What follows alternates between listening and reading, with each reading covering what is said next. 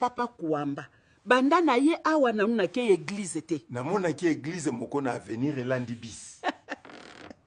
Ah, ya solo. Nga il faut na kende ko bondela nzambe na nga lelo dimanche tokei. Ah, Mama Flora, eza penza idée ya bien tokei. Kinshasa kitoko makasi tala ba minda. Eh, moi si omunoko etenga maboy. Mama Flora, to kende église tika ki songi.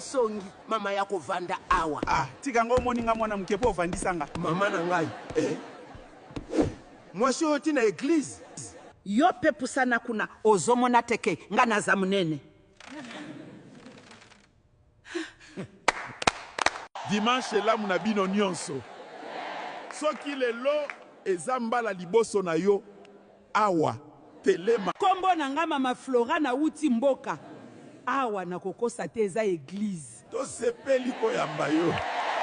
Ngai Papa Kouamba mobali ya Mam Flora to uti mboka.